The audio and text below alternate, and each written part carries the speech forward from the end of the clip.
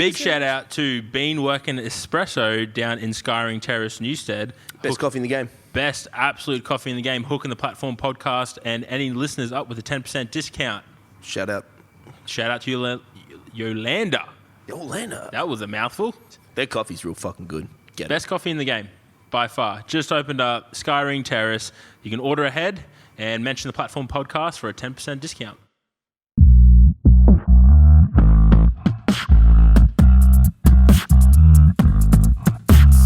This is the Platform podcast with B-Bad and Brandon.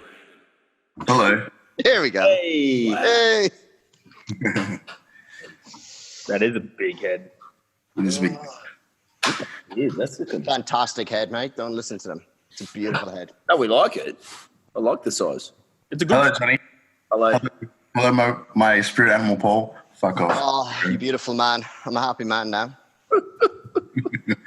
Whatever. What's that thing on your growing on your head? Oh man, I just popped it. It's a good one. Oh, gross. What? You love me? Yeah. Well, you should probably lay off the gear or back it up a little bit.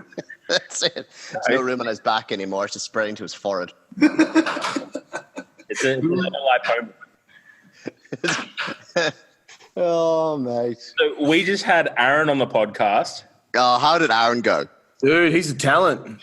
He is a weapon and a half. A lot of time. We had to do our best to keep it PG.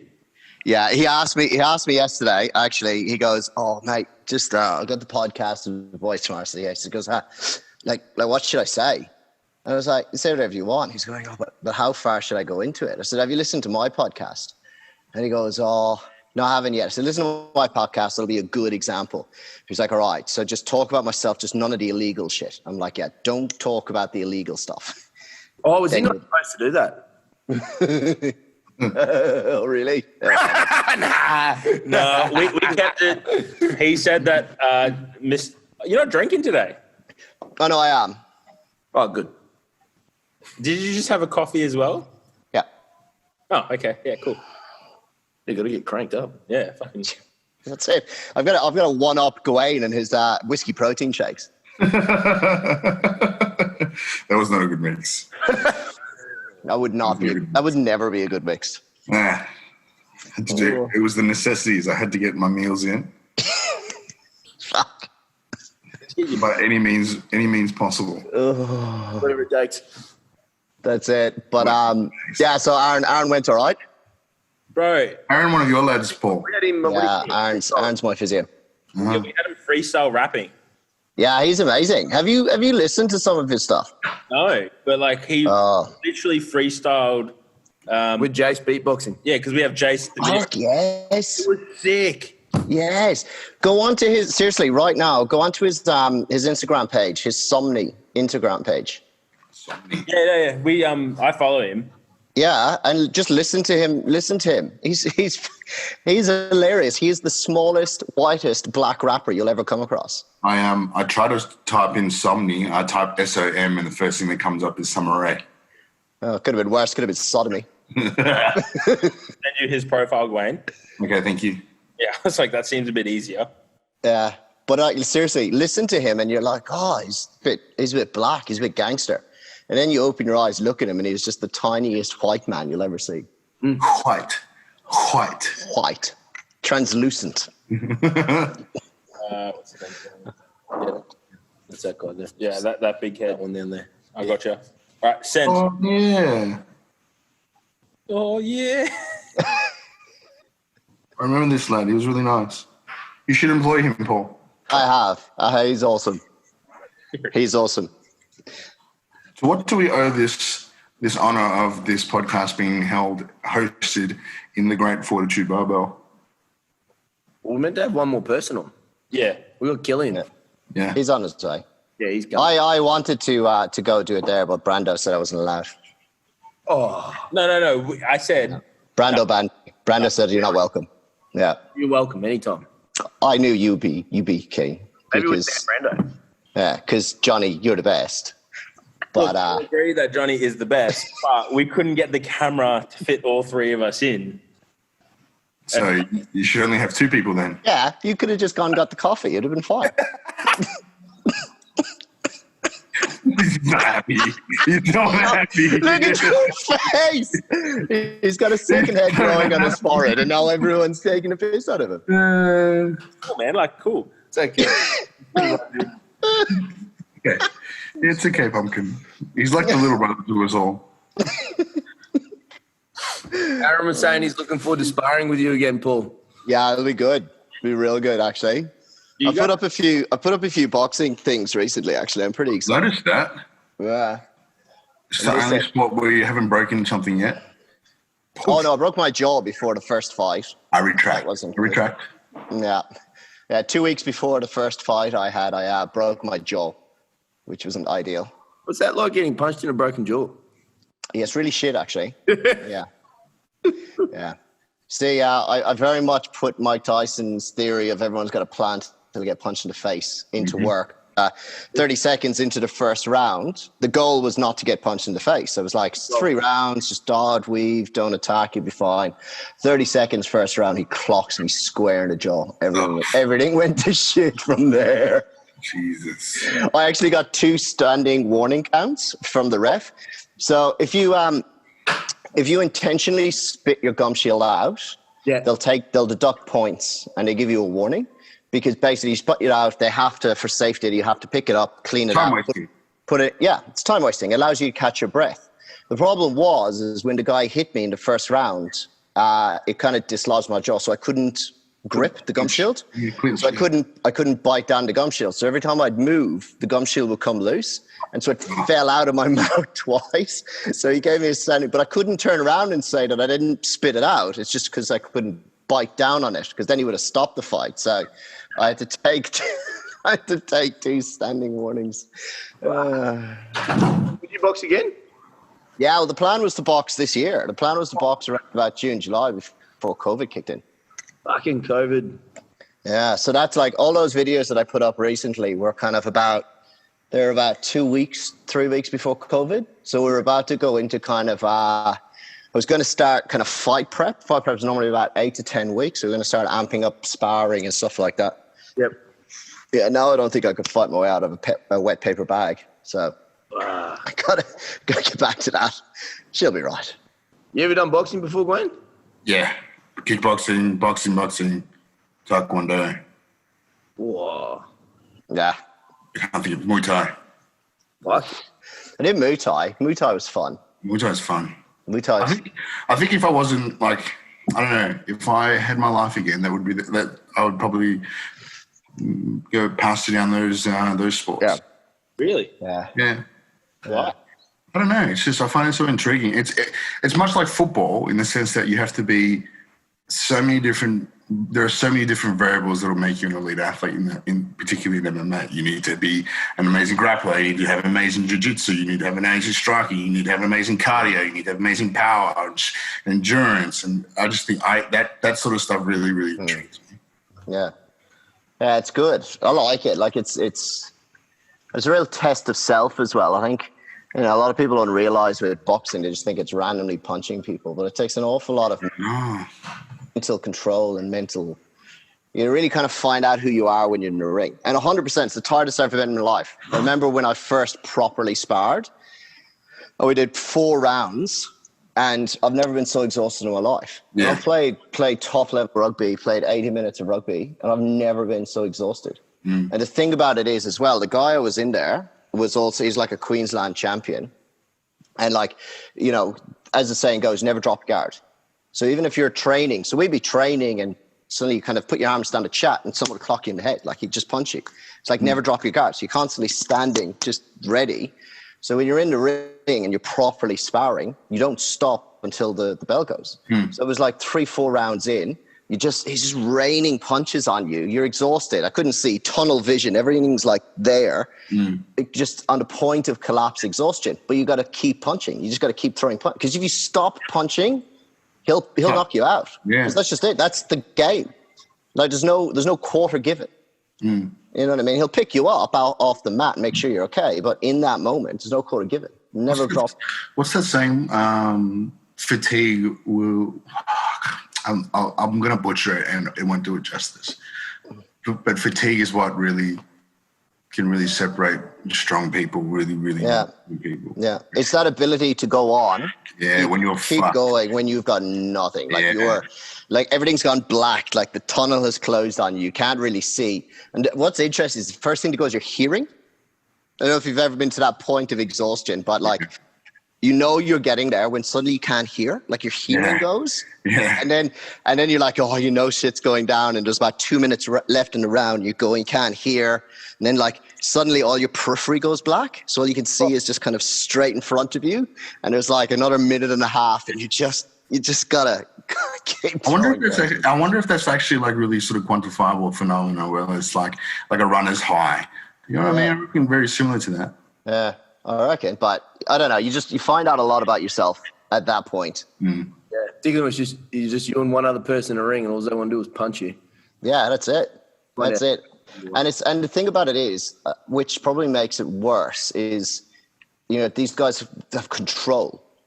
You know, aggression is fine. Like a punch up is fine. Like it's easy to beat somebody who comes running at you with aggression. These guys are controlled and calculated. You know, I remember getting in the ring with one of the pros, one of the club pros, and he was what was he? He's 60. He was 70. He was 72. He was 72 kilos. So I was 10 kilos heavier than him at the time, but he was about 6'3" because they're just massive. Yeah. And I remember doing 3 rounds with him. You fucked. Tired. But this is it. The thing is, like, I was exhausted because he just works you around. I remember in the last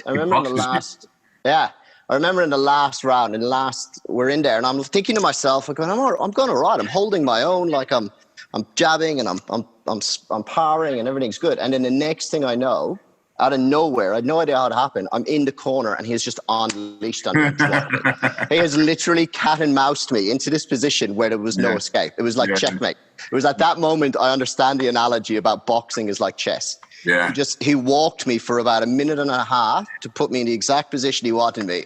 Just fucking. How's the disrespect? The disrespect for him, he was like, I'm going to mentally break this guy because I'm going to play with him for 2-3 rounds and then I'm going to let it on him and see how he reacts. That's the Mayweather. Like Mayweather is a questioning human being, an absolute questionable human being, but easily one of the greatest boxers of all times. There was no one else in his generation who could play an opponent like he did. It was phenomenal. Beautiful strategist. Yeah, it was amazing. You know what's a bit scary? Like maybe it's just because I surround myself with a certain amount of people. But not many people know who Roy Jones Jr. is. I thought that was a little disappointing. Wait, how do you not know who Roy Jones Jr. is? Do you know who Roy Jones Jr. is, boys? Yep. I'm going to pull this. Huh? Yep. Yeah? Yeah. Johnny, no? Yeah, boxer. But not just a boxer. Like one of the best ever. One of the greatest. I only know him though because he fucking rapped as well that Can't Be Touched song. Yeah. And we fucking used to run out to that in grade 12 fucking thinking we were the hardest cunts out. Yeah. We weren't. We weren't. I tell you what. There's a thing on Netflix. Fuck, what's it called? It's called Fighter or The Fighter or something like that. Yeah, and it's an American actor. When you see his face, you'll recognize him instantly. And he follows around all these different places that fight. So he goes to like Thailand, and he goes to Mexico. Into Mexico City, into the boxing gyms of Mexico City. You have to see this fucking episode. Okay, it's just way of life. Do you know what I mean? And the Mexican way of fighting is just no quarter. Yeah. No quarter. It's how I fight. I'm prepared to get punched in the head as long as I can punch you twice. Not a smart way it's not a smart way to fight. It's just all I got. A broken jaw. Yeah. That's my coach. My coach just sits there, he just throws his hands in the air and he goes, just whatever. I generally tend to just keep moving forward, and I'm prepared to take one because I'm short. Like I'll fight at probably 78 kilos at 5'7". I'm probably about 5 inches shorter than I should be, which means So the average person is like 6'1". I'll come up against. So they got reach. So I've got no choice but to kind of duck in, take a guard, take 2-3 as I come in. But then it's awesome because then I'm inside their guard and shit goes south for them quickly. You just got to be prepared to get punched in the head. Welcome to life. Yeah. It's an analogy for life, really, isn't it? You got to be prepared to get punched in the head to get what you want.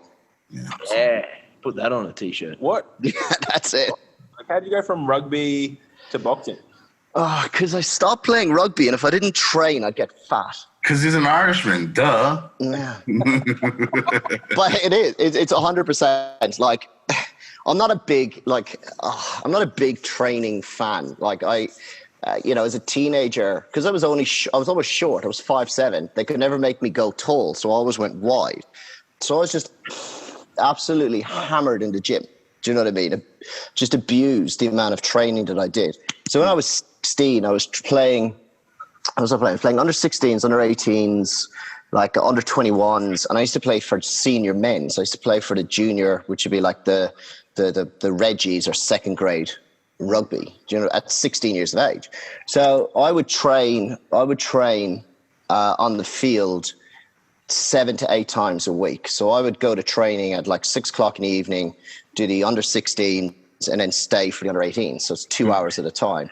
So I would do that. So average training week for me as a teenager all the way through school would be Monday night was double training with 16s, 18s, something like that. Tuesday was gym, it was weight training, and then a single training session. Wednesday was a double training session. Thursday was a gym training session and a double gym weight session and a double training session with like a senior men's and an age group. Friday was like, we on?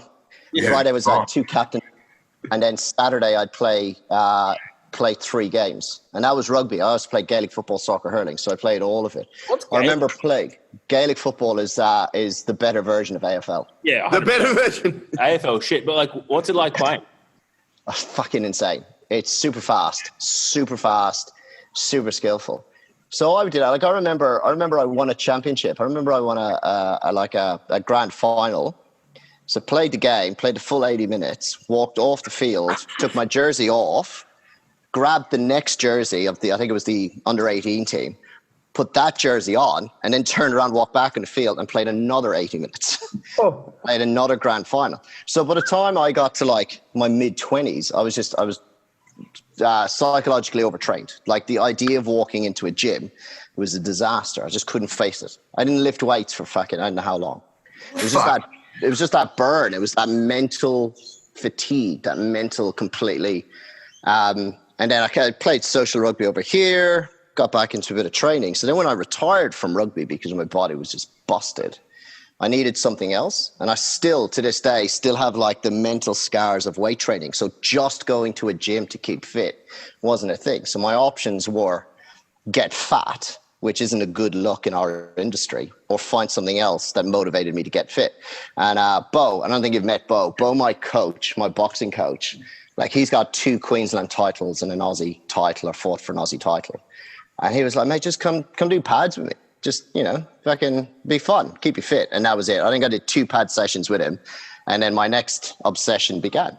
Because I don't know if you realize this, but I'm kind of an all or nothing kind of person. I don't dabble at shit. The second I did 2 pads, I was like, right, we're in. It's why I can never deadlift or squat with you guys, because there'll probably be 1 session in and I'm like, yeah, we're in. We're going all the way. Get the suit. And then my knees will explode. And then we're all fucked. You know what? Peanuts, bro. Just put them together. I bet you next epic day when Wayne comes up and he asks you to jump and have a fucking lift. Of course I will. You're mad. I know. And that's what terrifies me, because then I'm in and I'm just all or nothing. I'm okay with this. Yeah. No problem. You work at a clinic. You'll be fine. You get treated. Just we got Aaron now. Aaron will sort it out. You know, guy can do rehab. Be right. That Aaron guy's good. Yeah, he's good. Yeah. We like Aaron. Oh, mate. Do you ever get sick of training, Glenn? No, absolutely not. I need to train. Like I had this conversation with a mate of mine during last week. Like my obsession is around progress. Yeah. Like the short period of time that I get to think about things that aren't my job, I'm thinking about how is it that I can manipulate variables to increase progress. A lot of the time it's thinking about training, and that's the thing that I specifically love. But recovery, I annoy Amy so much with the amount of questions and like, what do you think about this? How about this sort of business every day, all day? Like I could never not train or do something like that. Ever. Yeah, but we love that. From the other side, it's awesome. It's also when people go, oh, have you looked at this or what's this? Or, you know what I mean? Keeps it interesting. Two sides of it. Like it's very mentally tiring to be the clinician having to do all of the work for the athlete. It's when the athlete's going, oh, have you read this article? Or what should I do with this? Or I've seen this, but what about that? Do you know what I mean? As much as you think that's annoying. In a certain way as well. It's not like I read this article, this is better. It's like, what do you think about this? What do you think about it? Absolutely. Yeah. Because it's good from our point of view. Because A, it goes, I don't know, I never thought about that, but let's have a look. B, you're taking ownership, which makes me happy. Because it means I don't have to push you and drag your ass through the process, which is as mentally exhausting for me as it is for you. You know what I mean? So I think people think, oh, I shouldn't bother them or that's annoying. It's the opposite. It's fucking, we can bust my balls. I'm going to bust your balls. Yeah, no, it's good. What's good. Come across, Gawain? What's interesting you at the moment for recovery and that kind of stuff? What sort of stuff are you asking Amy?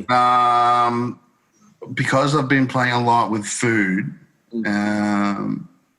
how is it then I can get my body to utilize nutrients more efficiently in order to eat more food and create a greater environment for hypertrophy.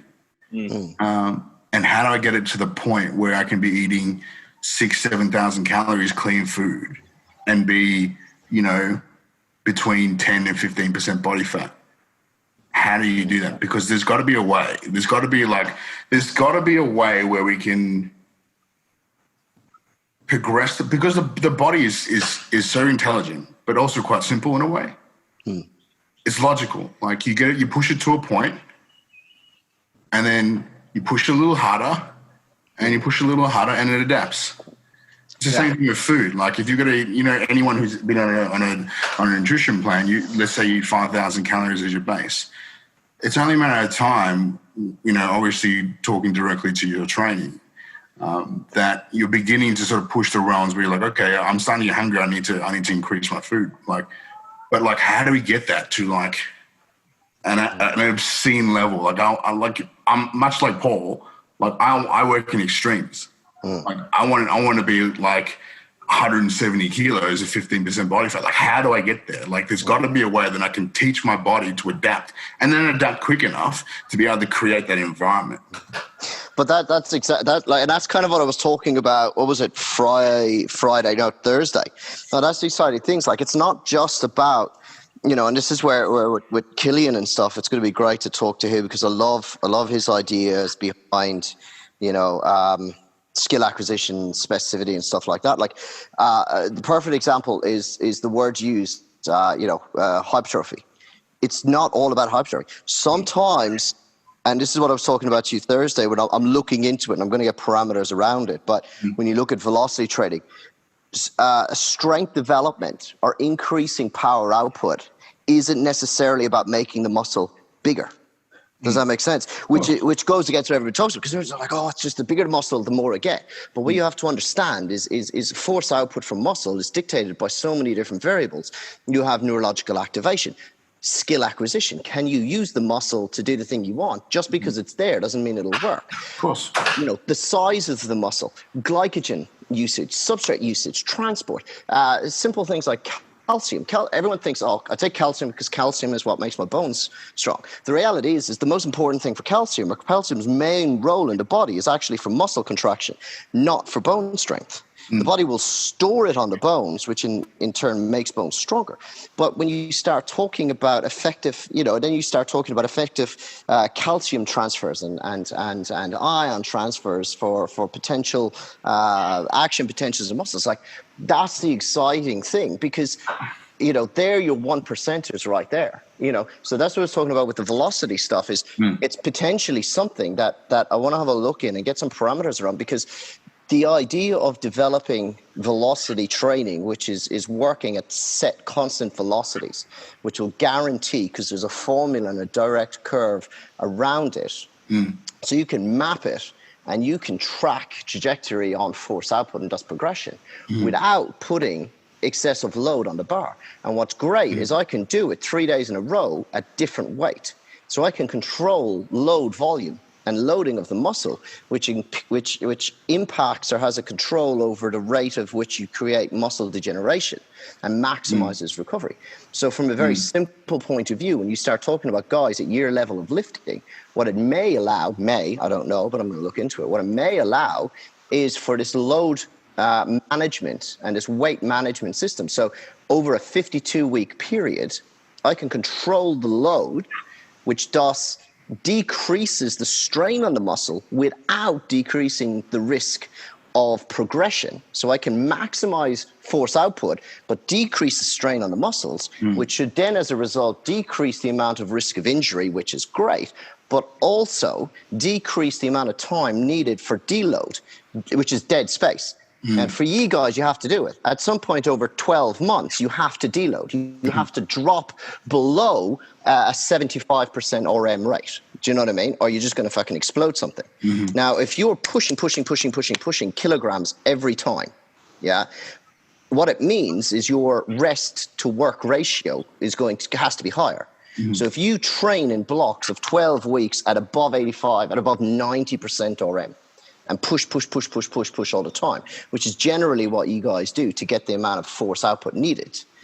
What it means is that by using velocity, which means that the load drops without the effect of progression, it means that we have less need for deload, which means less dead time. So I don't know what the numbers are. This is me just picking random numbers, but it could mean difference between 18 weeks in a 52-week period of deload of non-lifting above 75% RM to 10. So you now have 8 weeks of lifting heavier kilograms. Does that make sense? Yeah. And that's where things like what Killian's talking about, where skill acquisition comes into it. When you remove the kilograms, and in those times when you're doing velocity-based training or alternative trainings, then you're working on movement specifics, not deadlifting specifics, but working on exercises that aren't deadlifts, but are going to facilitate the development of the muscles that the body uses for deadlifts. I now get a direct transfer of that development in a different mode into deadlifting. And that's the nature of skill acquisition. We then take that idea, apply certain physiological effects. So forget about hypertrophy, muscle growth. Think more along the lines of neurological recruitment, neurological specificity, and then you start putting nutrition into it. Like fucking the world's your oyster. I'm excited about this. You know what I mean? We're going to work out some stuff, and then I'm going to get all of you fuckers into a room, and you're all going to be guinea pigs, and we're going to see how it works. I haven't seen any of the people that Killian has coached with this yet, but I have seen a few people really sort of base their entire training specifically around velocity-based training. My issue is that I've seen one guy out of, say, 15 and it probably talks to the fact that he's so rigid about it, or they are so rigid about it. I've seen one guy who's actually strong. Yeah, and that's it. And you hit the nail right in the head. Yeah. There's no one way. Yeah. And I think that's where people get it. Like, and I think I said this in the very first podcast I did to you guys. Never listen to the person who speaks in absolutes. Yeah. Never listen to the person like, you should do velocity training, it's the best. It's not. Like, for you to deadlift, right? Going back to it to prove my point. For you to deadlift effectively, for you to lift the heaviest possible weight off the ground in that one moment, you need not only bulk and size in the muscle, so cross muscle fiber recruitment and cross fiber recruitment. Yep. You need not just neurological recruitment, but you need the right neurological recruitment. You need the right nerves firing at exactly the right time. Yep. Now, that's movement mechanics. That's just neuromuscular activation, right? You won't get that just deadlifting. Deadlifting is the skill you're trying to develop. No. Yeah. You get that by using the muscle. Does that make sense? So you have neurological recruitment, neuromuscular patterning. You have the size of the muscle. You also have the biomechanics behind doing it. So what would be wonderful is if one muscle did one movement. That'd be great. That'd make my life easy. Because then I'll be go, just do that movement, you'll be fine. The reality is each muscle has its own specific movement. But the movements that we do in life, taking squatting, not just deadlifting, requires multiple recruitments of multiple muscles at differing stages. So what a squat look like in terms of that big dynamic movement is a symphony of multiple contractions of different muscles at different times for different benefits. Even looking at like the quads and rec fem, when I squat fully like you guys do below 90, below parallel, the quad rec fem is only the prime mover at a portion of that movement. But it works through the whole action. So at some point, VL is going to be the most important, VM is going to be the most important, at some point glutes and hamstrings are going to take over. Every muscle recruits for the whole movement. It's not like hamstrings come in and out, quads come in and out. They all recruit. But as I move in that 2.3 seconds it takes me to go through that movement, they shift. So it's not just about the size of the muscle. And then, as you said, this is where nutrition comes into it as well. So never listen to anyone who talks in absolutes. Because if I'm talking about velocity training, I'm talking about rapid recruitment. It's almost like I'm not going to say plyometrics because it's not, but it's along that neuromuscular efficiency. It's along that muscles and neural body. So that's neuromuscular. But that's not recruitment. That's where Killian's idea behind specificity and skill acquisition comes into it. That particular action will develop muscles in this particular way, which will give me direct transfer. And then you have hypertrophy, which is just fucking bulking the shit out of the muscle so it builds the most amount of cross fibers and gives you the most amount of force. You know what I mean? So I think like with that, that's what it is. It's that velocity. You know what it is also, Paul, is that people think they know what they're talking about. People will talk around those markers. They think they know what these markers are. They'll try to talk around these markers. They'll read some books and say, or get an XPhys, degree and talk around these markers, but don't actually know how to apply them. And that's and we've talked about this many, many times now. Like our industry is right with people like this who are making suggestions, who are actually looking after people, coaching people, taking their money, and they actually don't really truly understand what they're doing.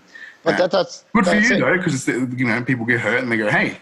I'm making money. This is great. But it is like it is. It's the difference between. Look, it's the academic versus the clinical. It's the wisdom versus knowledge. Yeah. Do you know what I mean? Yeah. I can read a book and I can tell you what to do. But the wisdom is looking at the book and going, I know how this fits into the big picture. And looking at it and going, I wonder how this applies. The problem is academically, people are so rigid in their view. Yeah. This is how you should do it. Okay, so I've read this article. I know Brando's going to jump in on this one because he cracked the shits this week and it was fucking hilarious. I am. This is a trigger-free zone, lads. Very, very calm about that now, as you can tell. But it happened. No. Yeah, what happened? No, it's just this. Okay, so it was a conversation with a second-year physio student around semantics of skill versus stability, and I knew this was going to come up, and I was like, "Fuck, I hope it doesn't too." Like, it was always going to come up. Second Kat told me about it, I was like, "Just going to say it, throw it out in the bag." But it's just like we argued, and I think we just agreed to disagree in the end because he couldn't see where I was coming from, and I don't know how to say it. I just don't agree with him. Yeah. But it was around saying that stability isn't really a training modality, or you can't measure stability in training. It's a subjective measure as opposed to, it's a subjective measure. It's something you can actually measure and objectively find. And he was saying that in his eyes, skill is just stability. And I understand to a degree of where he's coming from, that to perform a skill, you need a certain, I just believe, under skill, you can either look at it from two kind of different angles of you need a required amount of stability at a joint, you need the required mobility, but you also need a degree of strength. It just kind of blew up to, which I kind of just was like, not my finest moment, but I was just kind of like, shut the fuck up. You haven't done anything in the industry. Come talk to me when you've done something. And and again, I'm not proud of it, but It's my ball, and I'm going home. yes. But at the end of the day, I'm not going to fucking listen to a textbook when you can't. You're not wrong. Yeah. Hopefully, what will happen is the second year physio kid will learn eventually. Hopefully, because he'll run into a situation where shit like this will hit the fan with a patient or an athlete. Yeah, it's funny. I was talking to a client of mine who is a physio, and has done years and years, and we were talking about that, and he said the exact same thing.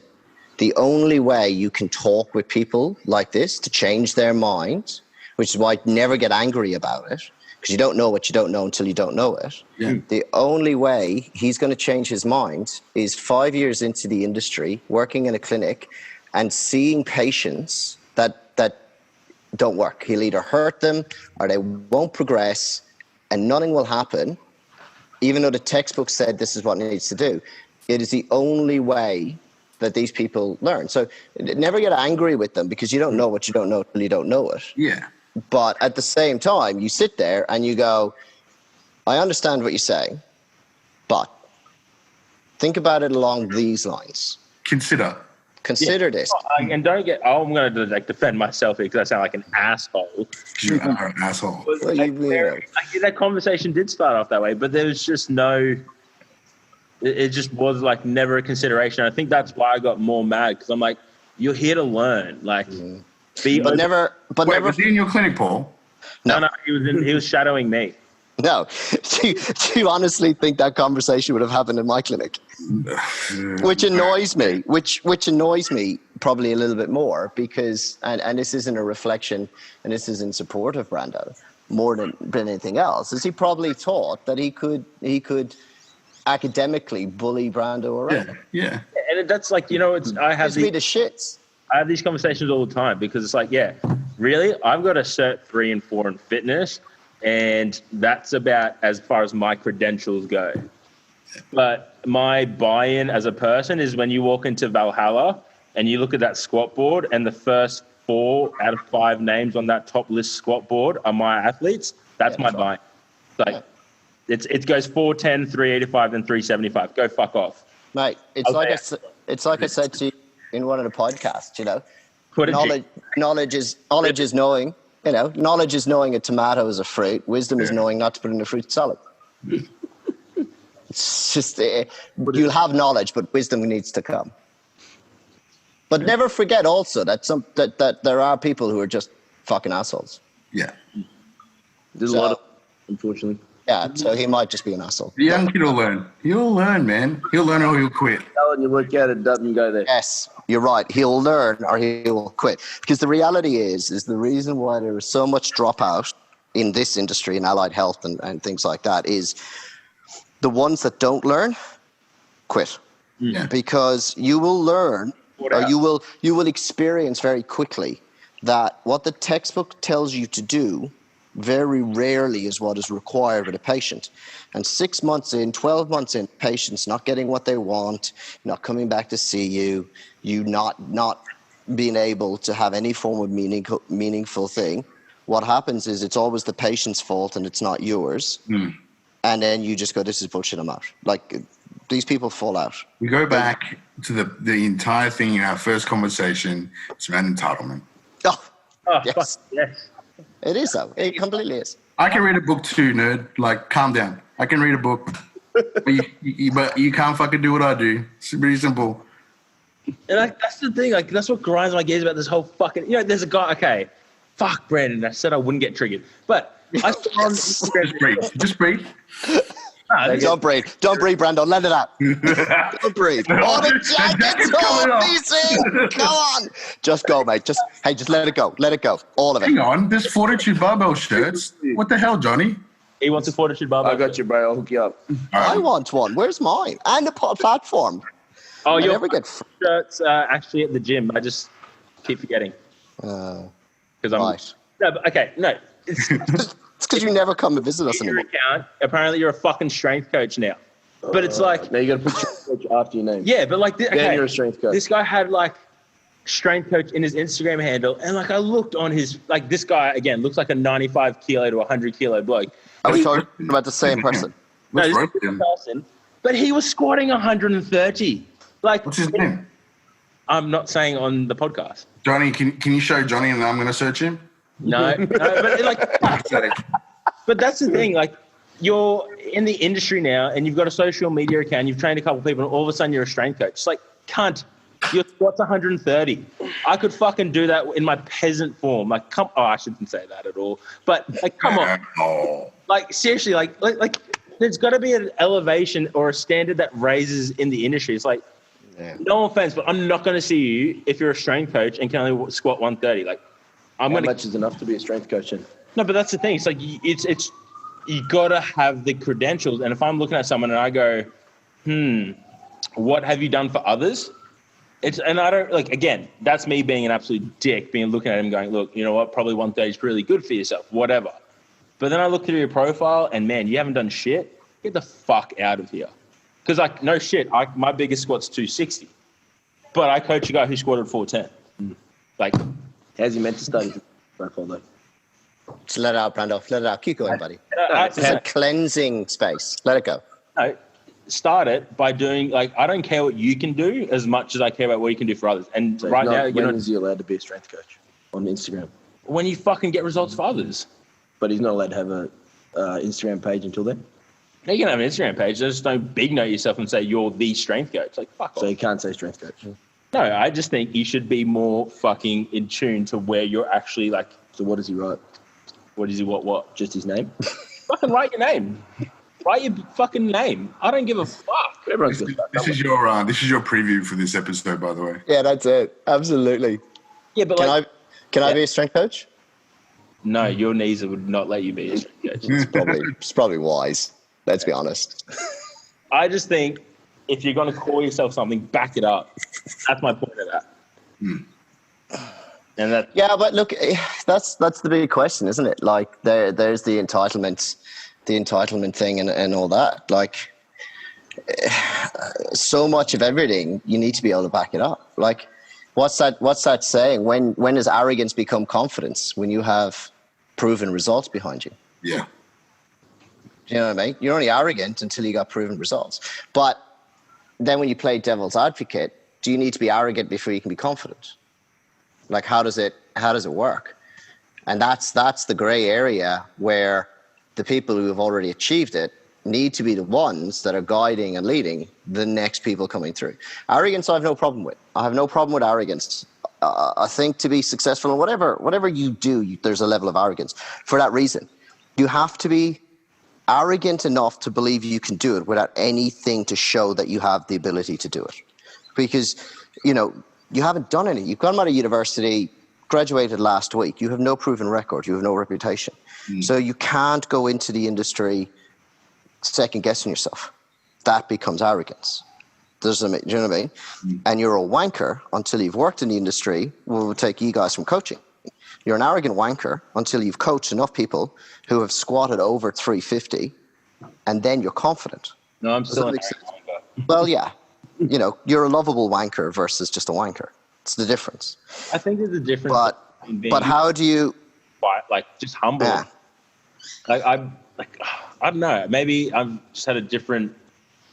Again, you look at your upbringing. Like my parents never taught me to be arrogant, and then don't get me wrong. And there's some instances where I can recall throughout my life. Yeah, I was an arrogant cunt, but in this industry, I don't think you get ahead by being arrogant.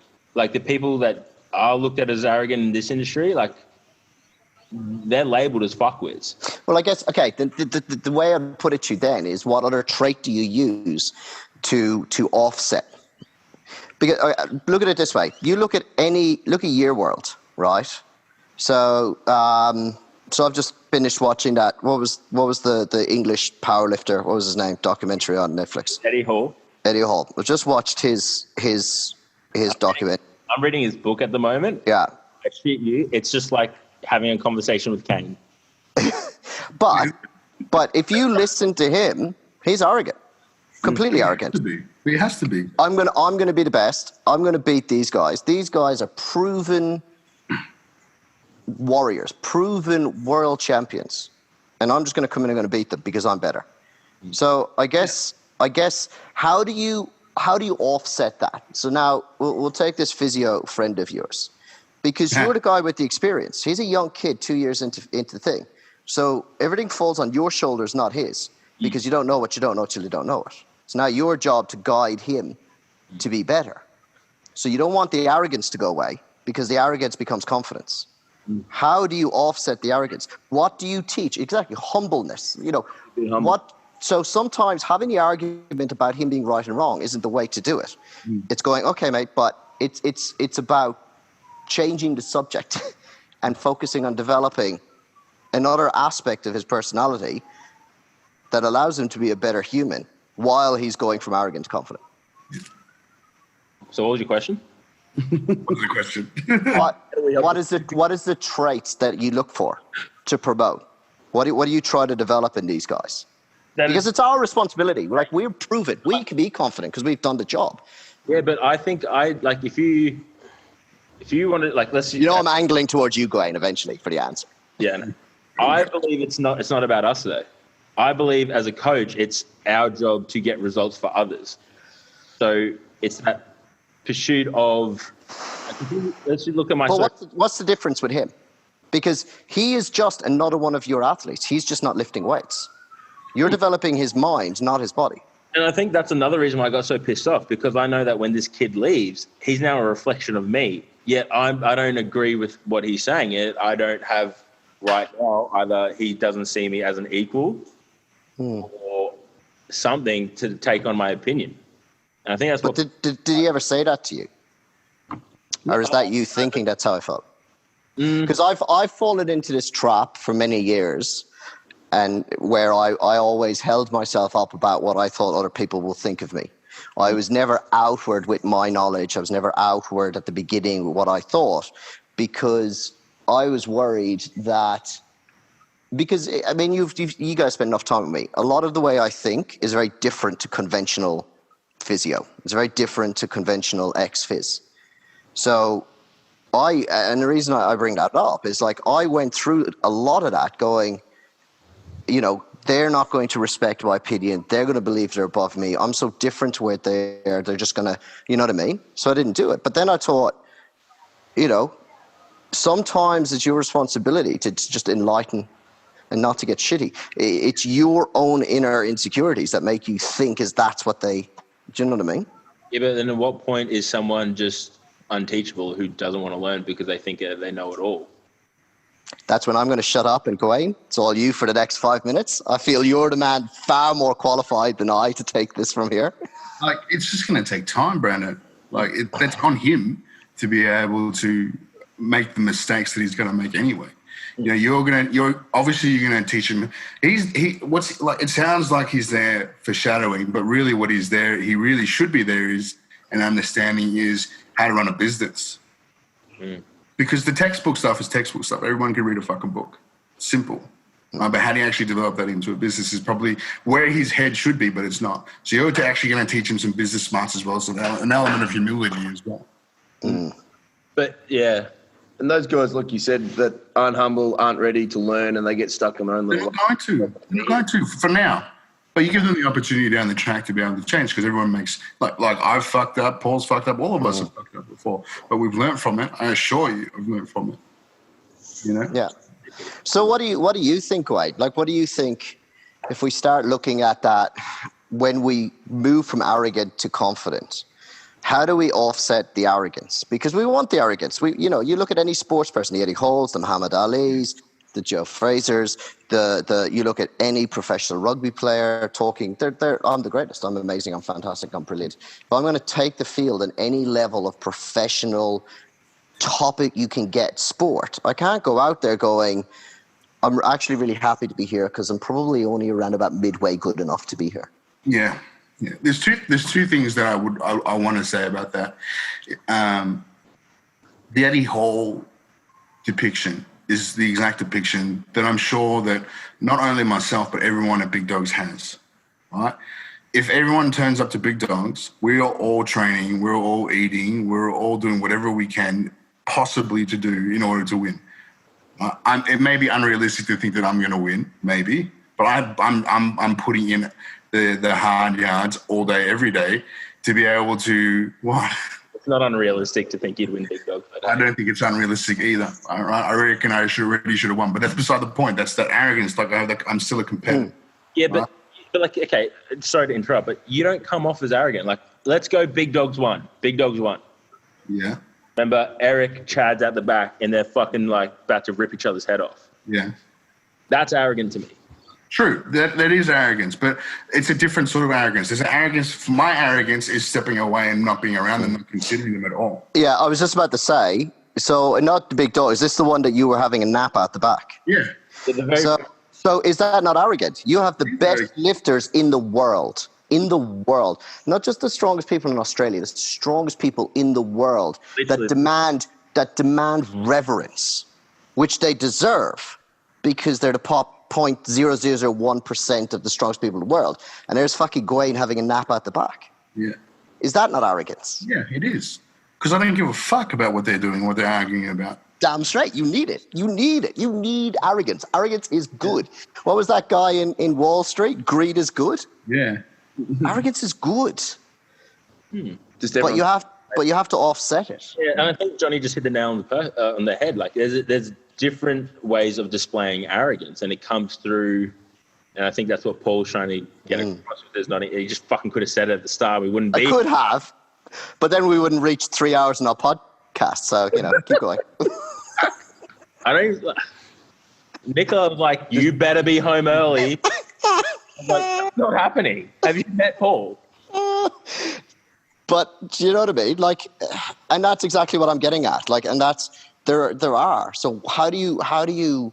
Because this is your responsibility. You take somebody, and this is an argument that I've had with the prac students, and when I've talked to the universities and we take pracs on, we take it super serious.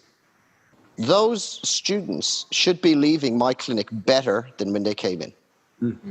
That's my. If they're not, and I say this to the prac students when they do prac with me, I was like, we will push you, we will challenge you, we will fucking break you academically and mentally. We will make you question if you picked the right decision. Because in the end of the day, when you finish after 6 weeks, you should be better. Because if you're not, that is not your fault. That is my fault. True. So. And I guess that's what I'm talking about here, because if all of us are going to start developing this industry and pushing this industry forward, which everyone on this podcast right now has the responsibility to do because you're peak of what you do, you need to be doing that. How do you take the arrogance and make it meaningful? How do we take the arrogance and mold it and direct it and encourage it, but offset it with positive traits to make sure that arrogance becomes confidence? It's around your ability to be able to communicate that. Yeah, you know what I mean. And in my opinion, one of the things that we instill from day one in our prac students is the desire to question everything, including themselves. Everything. I say it in the interviews. Every prac student has to do an interview with us before they start. And I tell them, I say, you should question us on everything. Don't take it for face value that we know the only answer or the best answer. Because we've been doing this for long enough, there are times, 100%, where we do it because that's what we've done, and that doesn't necessarily mean it's the best way to do it. By instilling this kind of ability to constantly question everything, They question themselves, and that removes an element of their arrogance of going, I'm always right. If you are always questioning everything, and you display in them, or you display to them from our clinicians and our team, a willingness to be questioned and to listen, it reflects a behavior. Yeah. It's fluidity in your own personal development. Now, you need to be able to have that humility and be able to question everything that you do in order to be better. Yes. Yeah. And that's the thing. And sometimes, and Gawain hit the nail on the head, and that's what we're getting at. There is an element of humility. You can be arrogant and think you've got the answers, but if you've got the humility, you will learn that you don't. You don't know what you don't know till you don't know it. Some people don't have it. And you know what? They're just assholes, and you cut them loose. Yeah.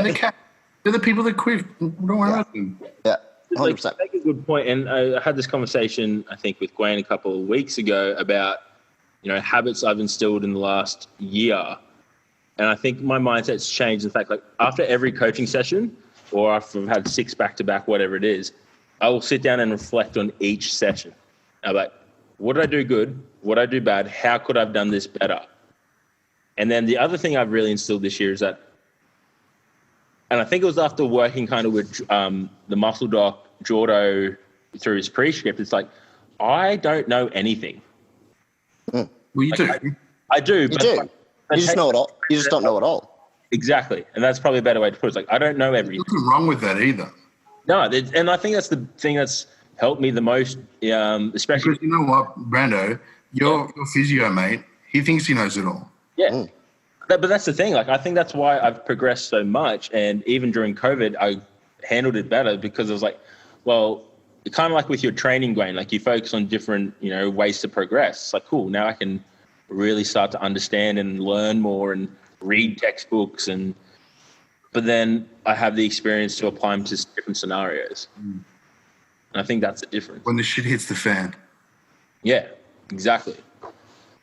Yeah, but and that's the thing. And this is the problem with a lot of these guys. They are going to continue thinking they know everything until the shit hits the fan.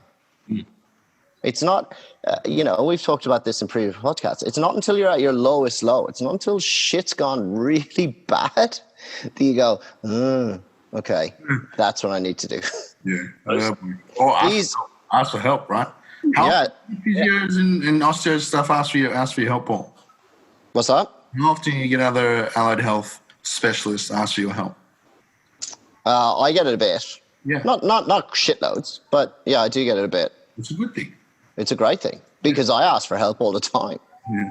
I like the idea, and people look at me strangely and they're like, oh, but why would you refer on to, because I've got about 2 physios that I'll bounce ideas off and I ask.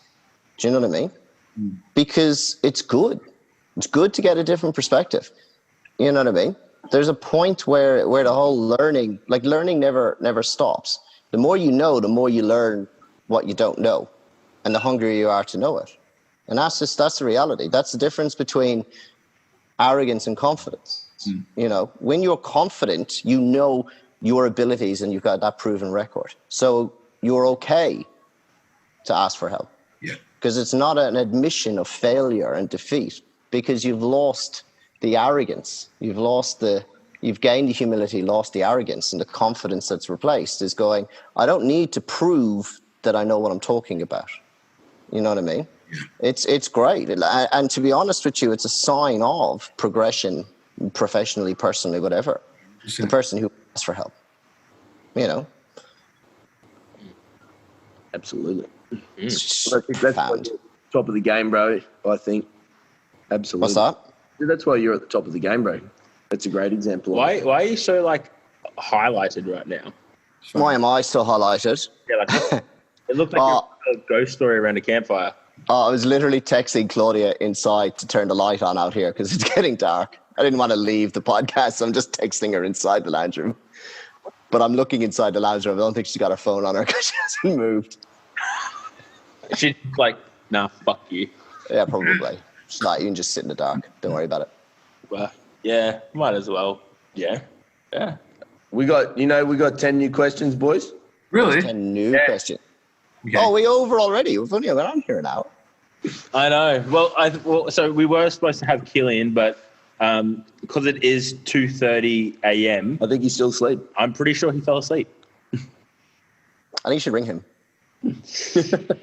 I wanted to, and I was like, oh, and then we kind of got. I think you should. I think you should ring him. I think we got into it, and then I was like, he hasn't even seen it. So he's definitely asleep. He's in nap time.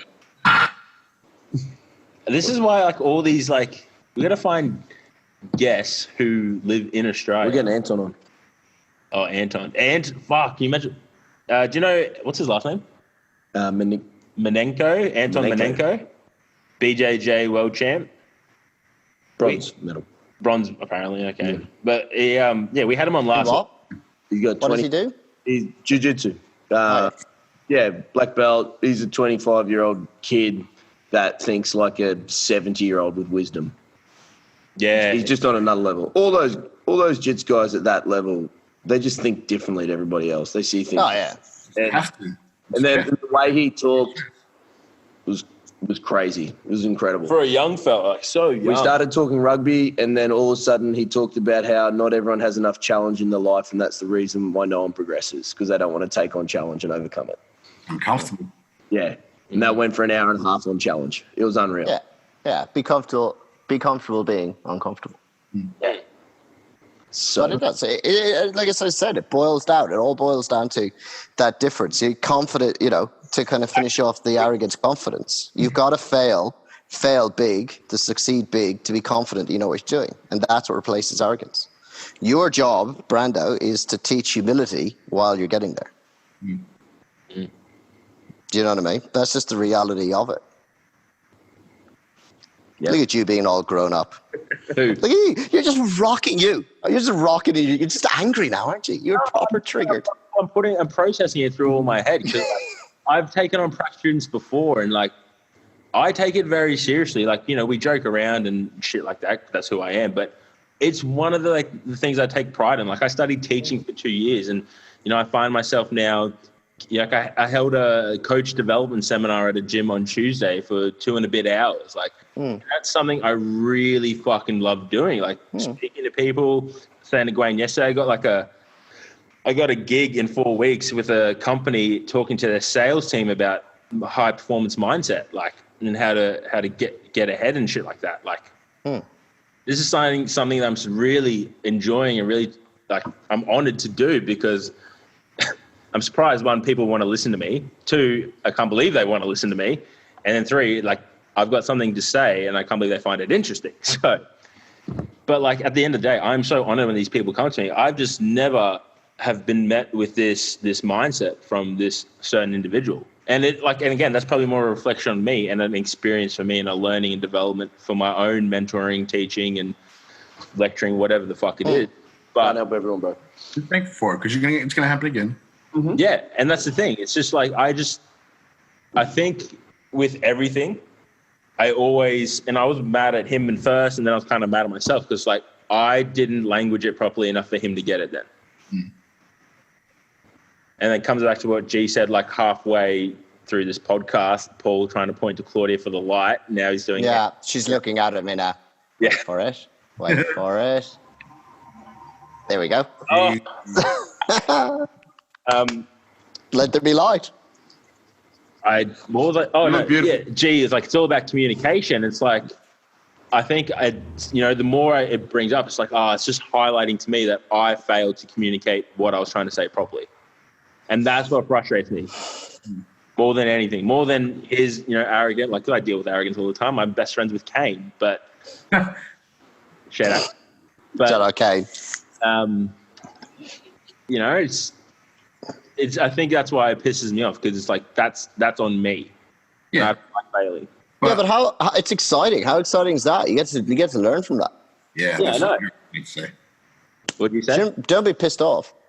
It's literally, Paul said he's literally exactly what I was just about to say. Like, you'd be thankful for this and grateful for the you fucked up, because now you get to reflect and like, I get to not ever do that again. I'm better for this. Thank you. Don't be pissed off. Spirit animals. Yeah, see? Me and Gawain.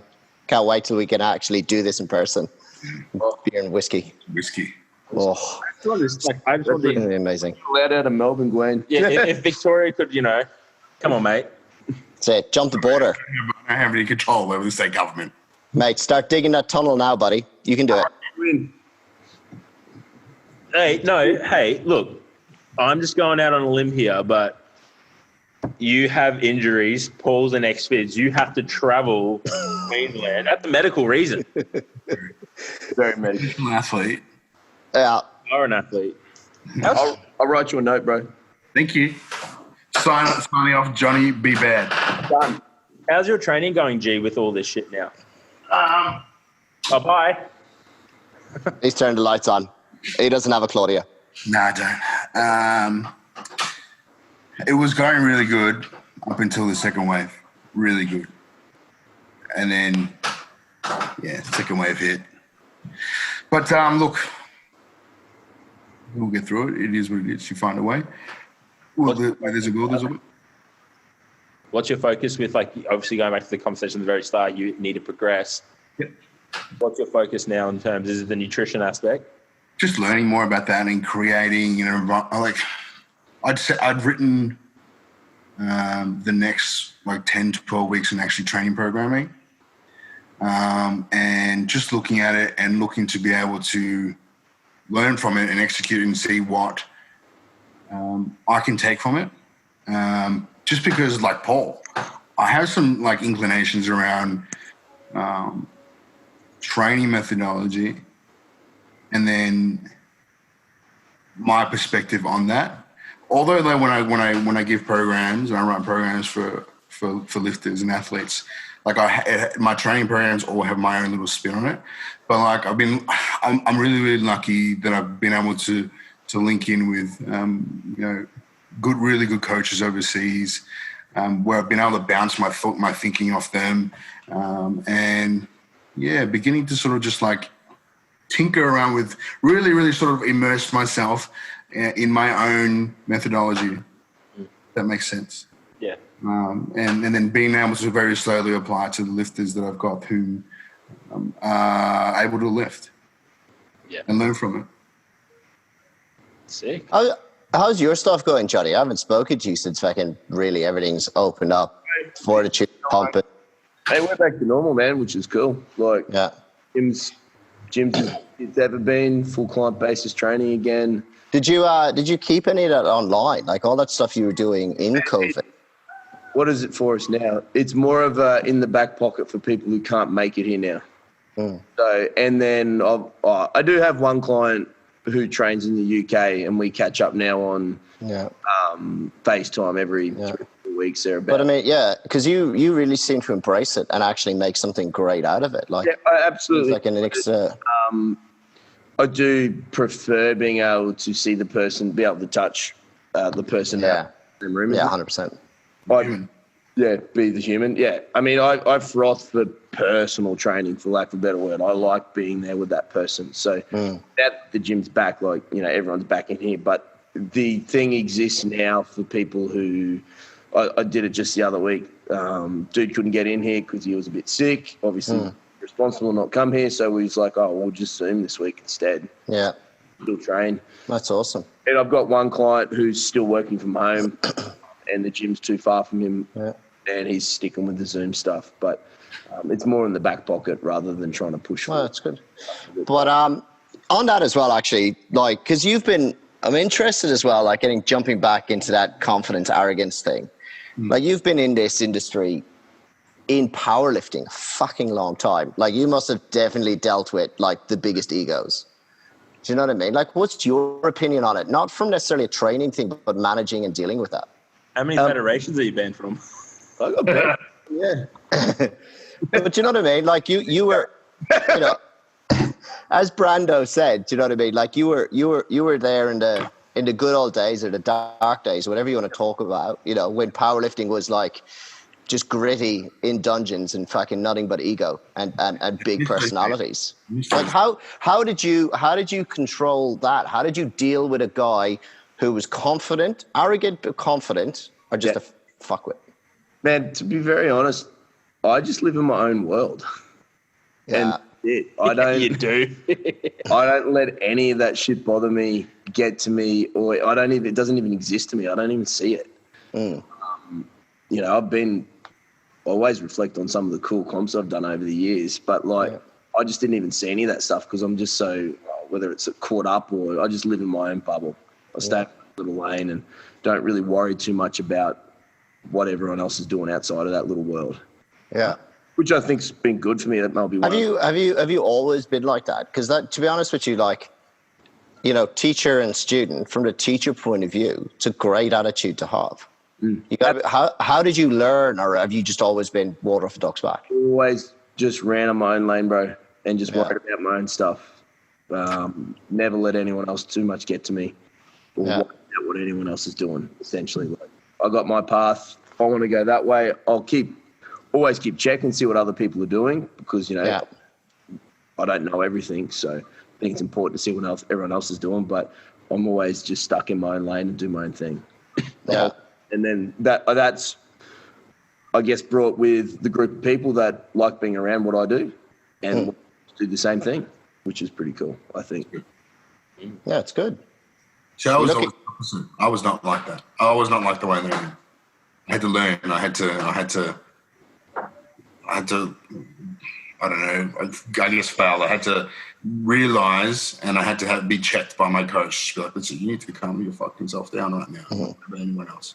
It wasn't until I began to really sort of immerse myself in myself that I was just like, this is too much energy, stressing about other people. I don't need this bullshit. You want to be the best, then you're going to need to treat yourself like you're the best. Yeah. Because that's the thing. It took me a long time to be like, to get to where Johnny is. Do you know what I mean? Like I'm Brando 15 years down the line. I was more like Brando, where it was just like everyone's opinion mattered of what they thought about me. And I was more concerned about what people would think or whether they'd agree with me than going, do you know what? This is just me. This is me. This is what I'm doing. Come with me if you want to come with me, and I'll bring you with me. If you don't, that's fine. Just piss off over there. You know what I mean? It took a lot of time to get to where you are now, Johnny. Oh, thanks, bro. No, I mean, I think it's a great way to be, bro. Like, I think fuck yeah, it is. Caught up in what others are thinking and doing and stuff like that. You know, I think, like I said, it's always important to see from a business perspective, absolutely, it's always important to see what other people are doing and, you know, be like, oh, cool, take some ideas and stuff. But, you know, I only just worry about what I want to do and where I want to go all the time. Yeah. Like myself personally, or for the gym, or for coaching as well. BMAB method. Only for BMAB. What are you looking at the clock, Brando? No, I just, because we're in the gym, one of the members walked in. I was trying to work out who it was. Just watching you, just looking over the top of the computer. We're trying to be like, we're podcasting, so like, don't drop the weight. Don't drop the weight. We're trying to. But yeah, no, it's good. I reckon though, I'll be super keen. I reckon we should throw this round table open to people, even if it's to lifters or people that aren't necessarily experts. Like you've got someone like Gawain who's the fucking forefront, you know, and I'll talk on the cement with a mouthful of marbles. What's that? I thought Gawain was picking his nose for a second as you're like, hey, we got Gawain at the forefront. And just no finger up there, just digging for treasure. You got to get it. There is an option, going off what Paul was saying, there is an option to do a Zoom meeting and have guests. Yeah. Just let them come in. I reckon it'd be good. Where people would just come in, ask questions. Do you know what I mean? Yeah, well, we got the idea of we want to do like podcasting in front of live audiences and then have questions and interject and all that sort of stuff. And we could definitely do that with... Can you Zoom that? Yeah, you can Zoom that. Like you can stream it to FB Live, or you can even have it like a... I don't know if... like there's a chat box. You can run like a webinar type scenario where only a few people are allowed to actually talk, and then people can chuck up questions as we go.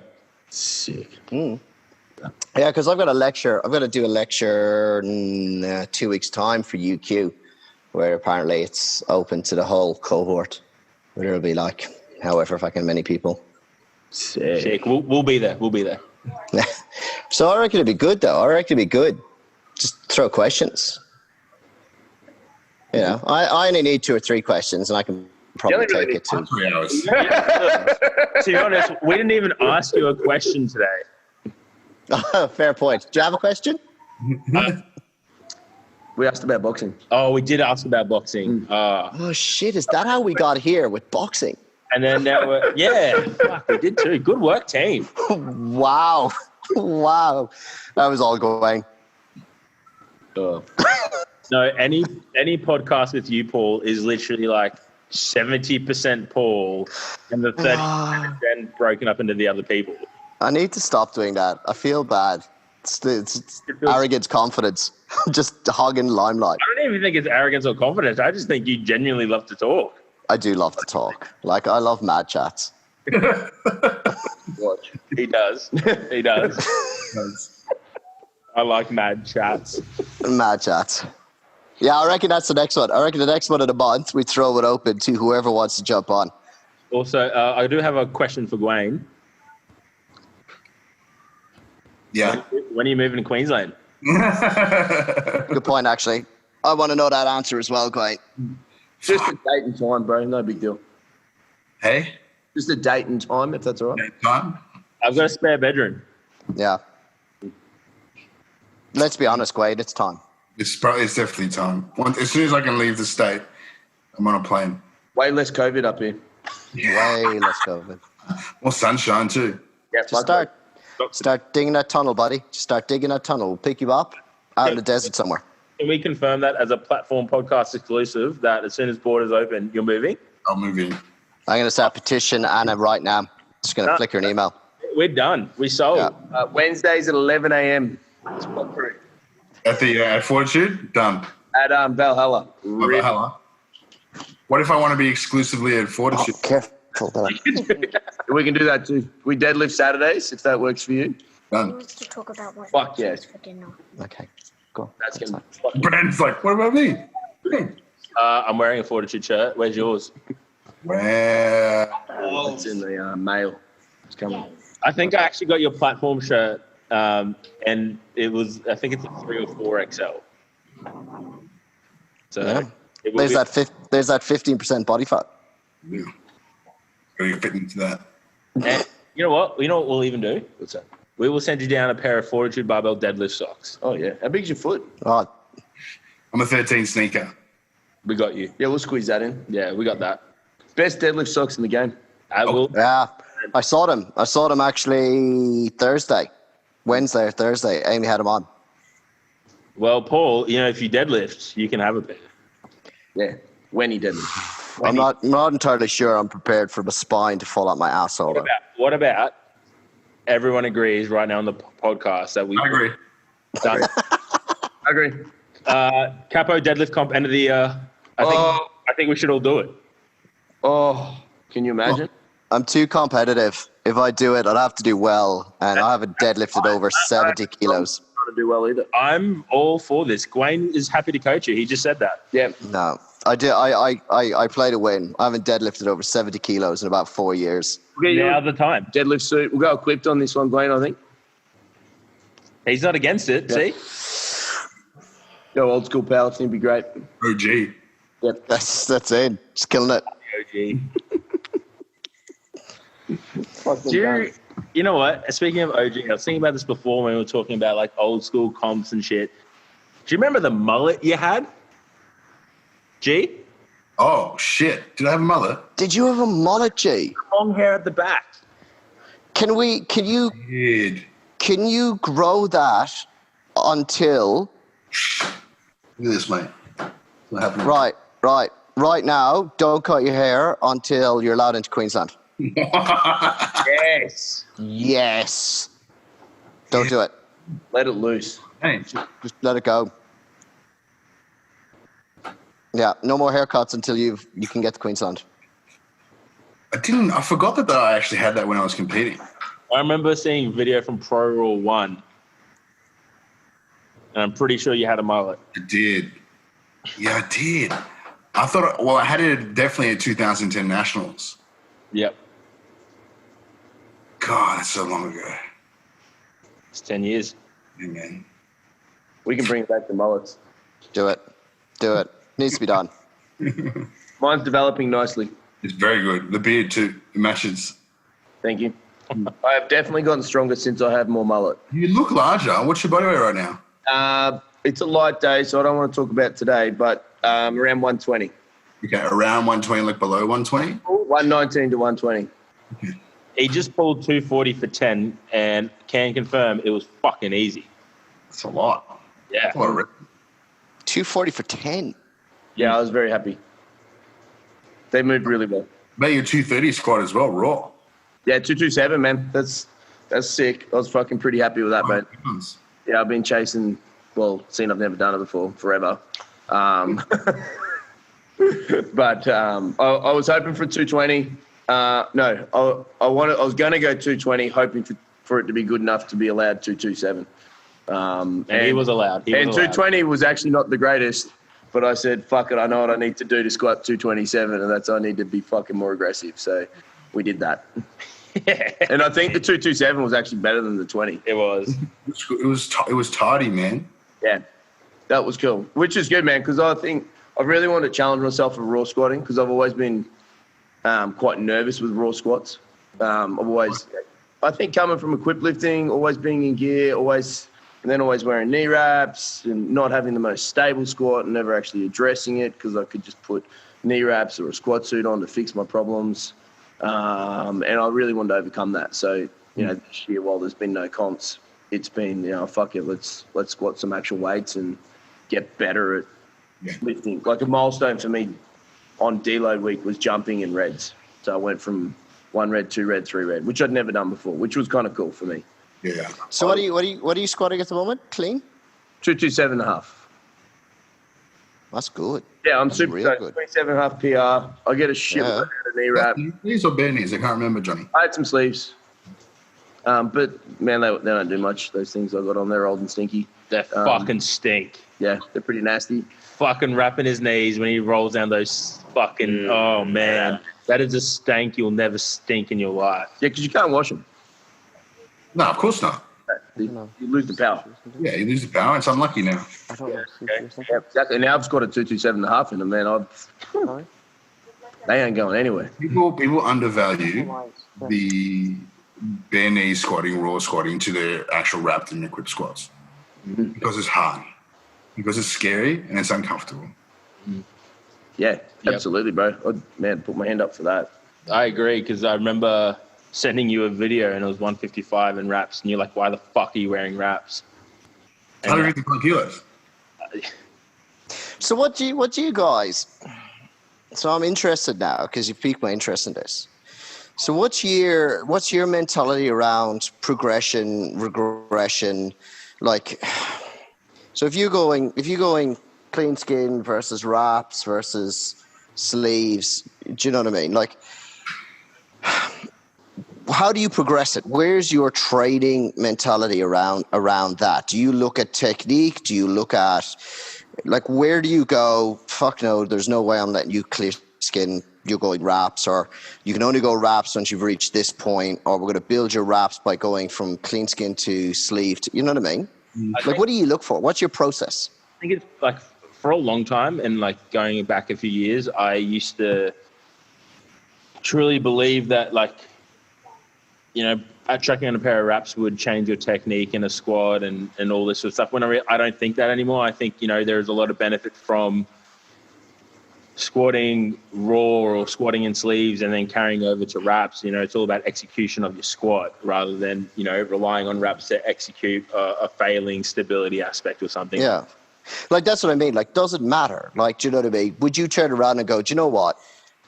You've got a pretty poor low weight squat, clean skin, but fuck it, doesn't matter. We're going to wrap your knees and we're just going to build you in weight that way. We can compensate for this. Or is it more important that you've got good control, clean skin before you would look at wrapping?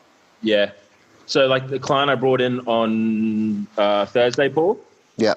Yeah. So like her best squat is 117 in wraps. But I'm like, your best squat, like your raw squat, shit weak. Like, and then I kind of look at it, I'm like, okay, well, you're not allowed to put wraps back on until you squat 120 in sleeves, which she could do once we had, but like, 100%. Yeah. So I think it's individually based. I look at the person, I look at where they're currently at, and I'm like, okay, if the comp is 6 months away, we're training the next 4 months in what do you call it? Sleeves. Thank you. Sleeves and raw. Purely because it's going to carry over great once you put like fucking wrap. Yeah. I don't want to fucking wrap you for 6 months. Fuck off. Well, that's it. It's shit. But like, it's like even to Gawain, do you know what I mean? Like, is there a point with you guys where you're like the weight's way up there, where just squatting raw or squatting in sleeves just isn't relevant anymore? Well, let's ask Wayne because he just That's what I mean. had a video of him fucking bare kneeing 380. Yeah, that's impressive. Yeah. But do you know what I mean? Like, is there a I know point where you turn around and go, bare knees just aren't important anymore? Because it's not, and it's keeping Killian's spirit alive in the podcast. Like, you go through to the idea of skill acquisition. Is there a point where you go, squatting conventional, as in clean skin or with just sleeves, is just not relevant anymore to what I do? Yeah. No, because there's squatting bare knees, even more so than sleeves, has a greater requirement for stability and skill acquisition. And our sport in particular is not just obviously a physical sport, but it's a skill sport. So the greatest skill that I have at executing my lifts over and over and over again and teaching myself to be able to get to a point where it's 100% max and I don't have to think about it and I can attack, the better off I am. So if I can build that bare knee squat or that whatever sort of lift that's obviously going to help my competitive lift with as little assistance as possible is going to make me stronger to a point. Yeah. Because that's what I mean. Like, there's a point where, the squatting in the sleeves, when you're going to do it, like, there's only so much weight you can go clear skin where you're just going to sit there going, I'm good enough now. I don't need this anymore. I'm just going to go this way. There's such a difference. Do you know what I mean? There's such a difference in what you would do sleeved versus wraps or clean skin. Yeah. You mean like at what point do I go, okay, it's time for me to put on wraps? Yeah, in your training block more than like in your session in terms of a kilogram weight. Like, and it might not be. I'm just asking the question. Is there a point where you go, I'm at so much weight now for the next 6 weeks, there's just no connection between a squat in sleeves versus a squat and wraps. So I'm just going to do wraps all the time. I actually periodize it purposefully. Yeah. So I like to do entire blocks with bare knees and force myself in the position. Number one, obviously lift less weight. Yes. But also condition myself, create stability, and create that specificity around executing on this in order to translate to a wrap squat. Yeah.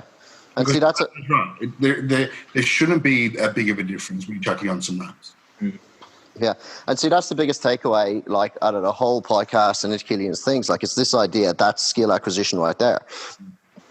Squatting at heavyweight wraps is very different to squatting in clear skin, basically in the weights and the kilograms and the assistance you'll need. But unless you have this, you can't do that. Right. Do you know what I mean? From again, skill acquisition, like having something around your knees, whether it be sleeves or wraps, it takes away the element of knowing where your body is in space, because you have that proprioceptive, you have something on you kind of telling you where your knees are at this point in time. And I think clear skin like really hammers home the skill, because you need to be very aware of what your body's doing right now. You can't rely on an external cue. Yeah. And how much, like, realistically speaking, how much from the wraps are you going to get physical assistance getting out of the hole versus psychological because I've got wraps on? Do you think? Yeah, there's definitely a difference. There's definitely a massive difference. Yeah. So like, what's your best bare knees, Gawain, is 380, and then best wrapped is, we can't tell anyone, you can't go a podcast without saying it, but you squatted 1,000 pounds. Yeah, twice. 455. Twice, yeah. How many kilos is that again? 455 more than Brando. Yeah. I know I get about 40 kilos out of wraps, and that's with Pat, who's a ginormous human, cranking them as hard as he possibly can. Yeah. So there's a physical recoil out of the wrap that's going to give you about 40 kilos. Sometimes more. Some people get more. I'm only 40 kilos for you, G. Yeah, I don't really get a whole lot out of it. Yeah, wow. Fuck, I thought it'd be, like, honestly, I just thought it'd be a bit more. No. The 380 squat, I didn't compete. But I doubled, singled. Didn't you double I singled or doubled 420. bare knees? No, wrapped. Yeah. So what do you reckon? So what do you reckon then the best way?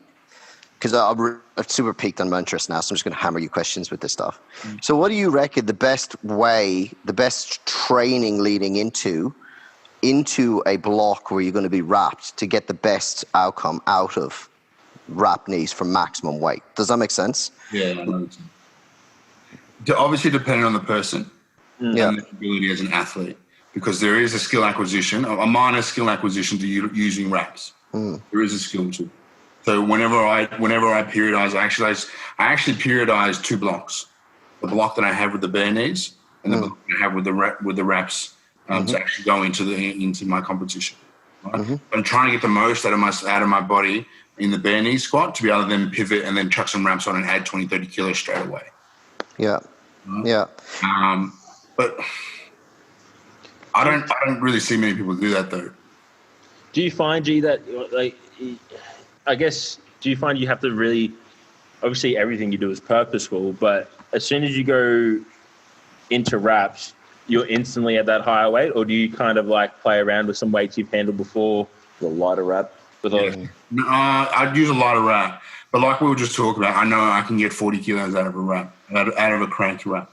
So what I'll do is, like, for example, if you leverage the training cycles that I did bare knees that was on my Instagram, I squatted 380 with a little bit in the tank. I probably could have squatted 390, 395. 4. Straight away, maybe 4.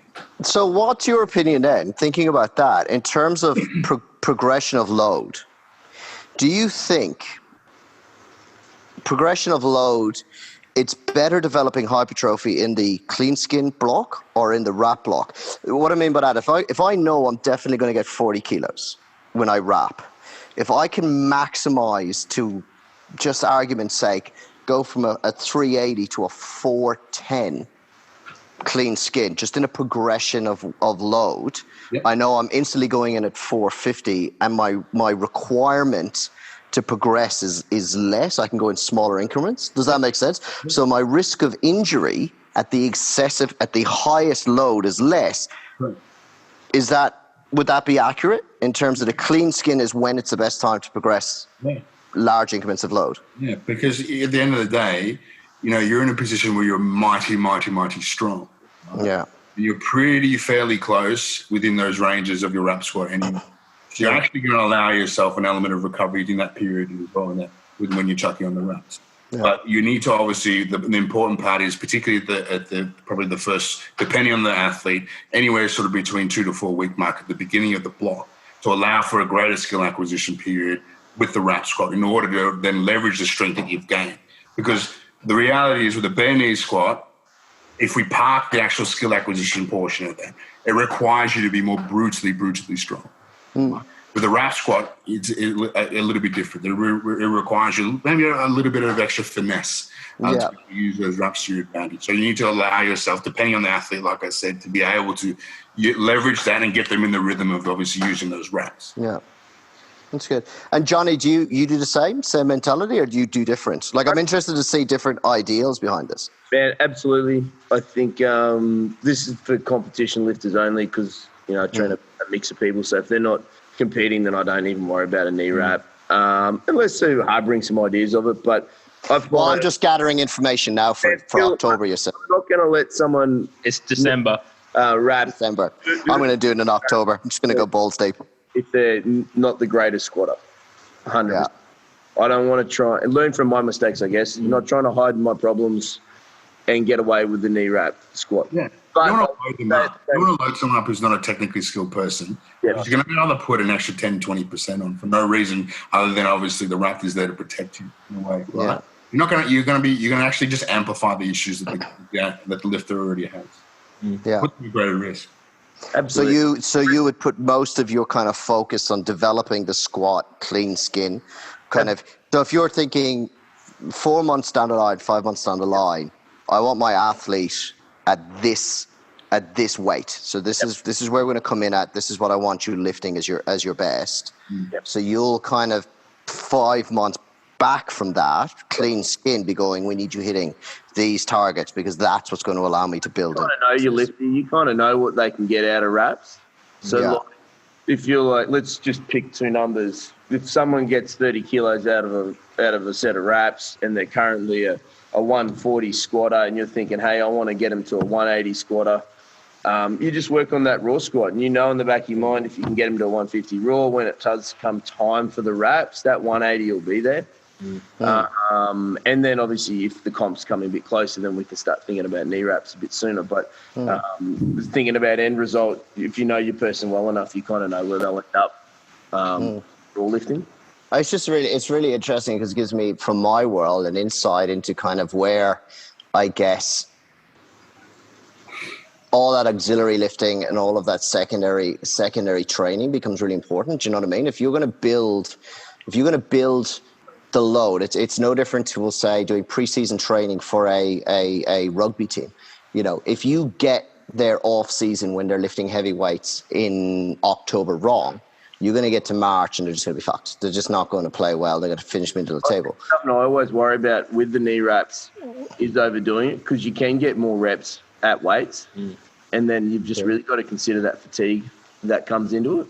So I know for my guys, I don't do a lot of rep work in the wraps, maybe 3 to 5s at best, and don't try and reach past that because I don't really want to break them. Yeah, fair call. It's an overload. The reality is it's an overload. Bands change, everything else. Wraps are the same. Yeah. Why the fuck are people putting them in wraps and do 10s and 12s in wraps? It doesn't make sense. You're breaking your clients. Yeah.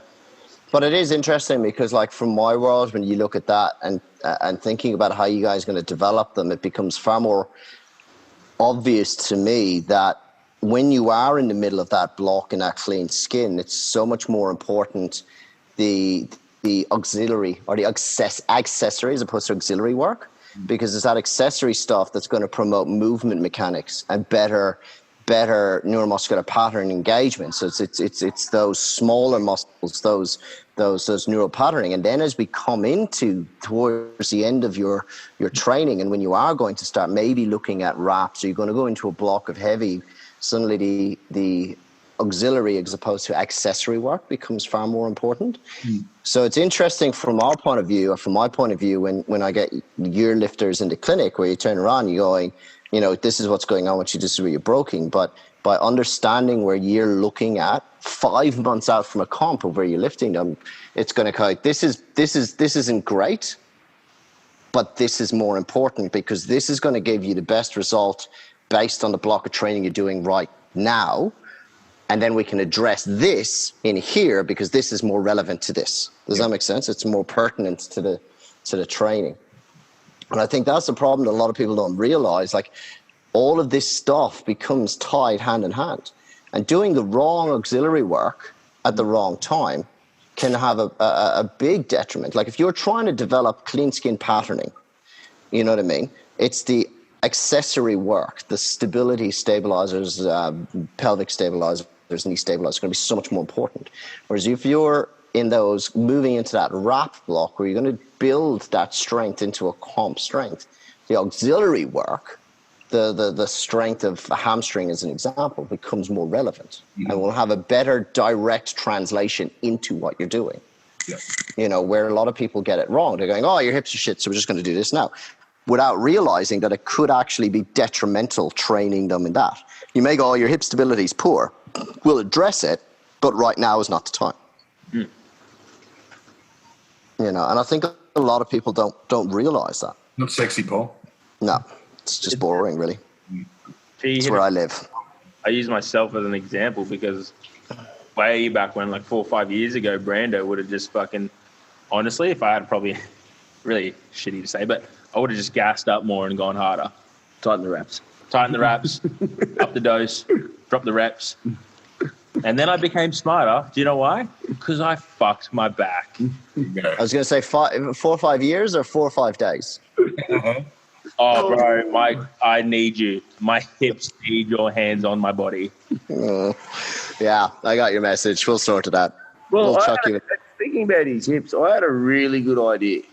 And Yeah, go. I think you'll like it, or maybe you won't, but let's like it though. I will like it. thinking- Johnny, it's coming from you. I'll like it. From his hips, they're a little unstable. He's got that tear in there. I'm thinking we need to protect them, right? Agreed. Know what's coming? We need to protect them with a set Agreed. of briefs and a squat suit. You know what I mean? Great. Stay in there, Agreed. in that little area, and then they'll be good.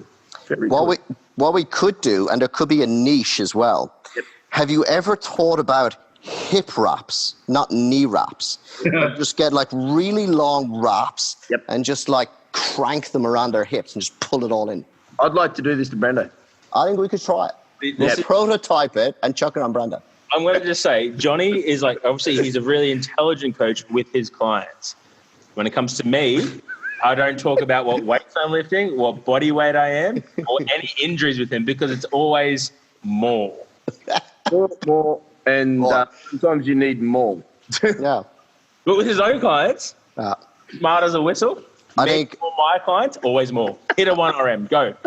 I think hip wraps could become a thing. This could be a thing. I think so. We'd still knee wrap though too, right? It'd be a double Obviously. wrap. Yeah. Obviously. Gawain, you know you want in on this. This is why I get coached by Gawain. Gawain, I know. Gawain, you're like, I know you want in on this, so I can see your mind already working out how we're going to market and sell this. You're in. You're the finance behind this. I'm a finance guy. Yep. Yeah. We're going to use anyone but Brandon, though. No. We're going to beta test it all on Branda. Yeah. If we put him on an ad, they'll be like, why are they advertising with a dude with two heads? Well, you are not welcome now to stay. That's a lie. I know it is.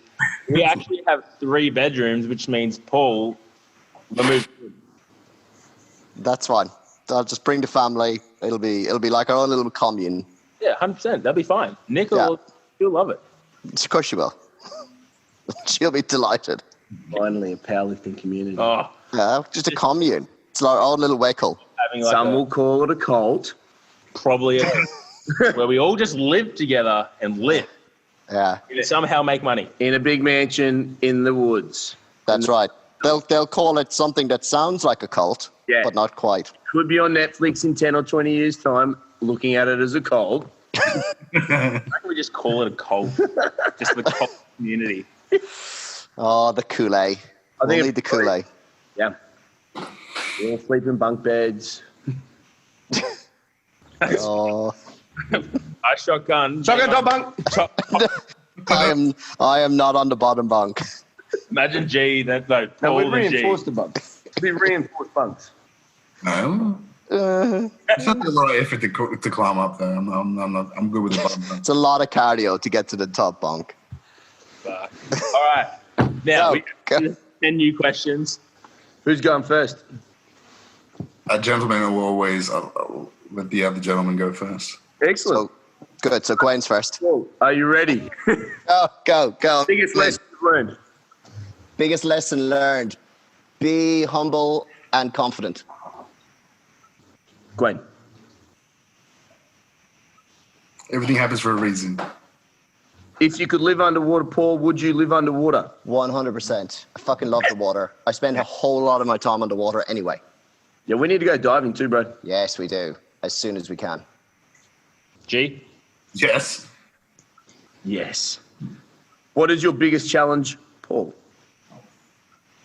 Self-confidence.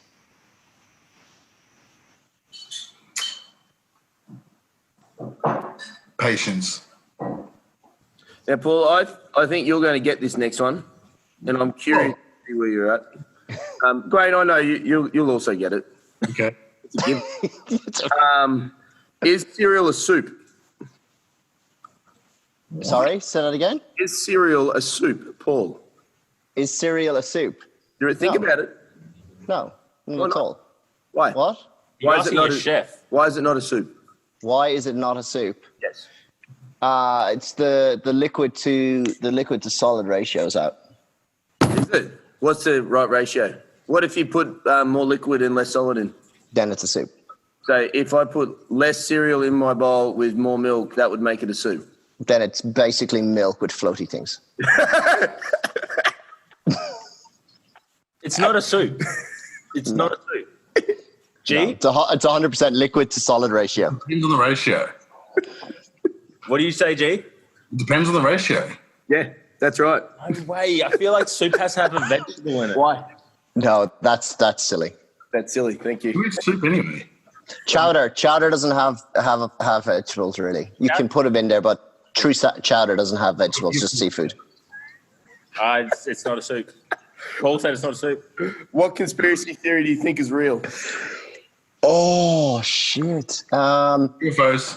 Aliens, 100% aliens, 100% aliens. Are they real? I saw it on Facebook today. Man, look, the two things on that one. One, Don't. this won't take us to 3 hours, but the first one is one. Read. It's the height of, like, I class it as we believe the world was flat. You know, we believed the world was flat because we couldn't see the curve. There is so many trillions of planets. I think it's ridiculous to think there's not at least one. The law of averages dictates that there's stupendous amounts. You know what I mean? And two, globally, we're prepared to believe in religions. We're prepared to believe that there's a God, and, you know, the Americans in God we trust, and we go to war over Allah and fucking Jehovah and all of this. But the second you turn around and go to aliens, people are like, oh, you're nuts, you're insane. I'll believe in this mystical space wizard in the sky, but aliens can't happen. That's ridiculous. Like, it's stupidness. Glenn, where are you at, bro? You're at 1,000,000% UFOs. Yeah. Now, what is one of your rules, Paul? One of my rules, be supportive of others, always.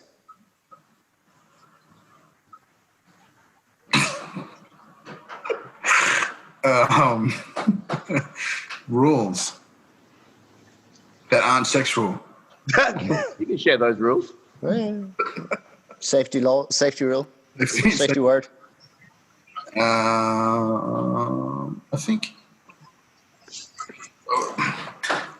is always give someone a chance and always listen, even if it's good or bad. Yeah. I like that. Yeah. Paul, have you ever, or would you, and this is kind of interesting because we've already discussed that we're going to start one, a cult? Absolutely. 100%. I think I'd be an amazing cult leader. I think people should come to me in reverence. I will follow you. Thank you. You're in. You can be my first lieutenant. Oh. Sorry, first follower.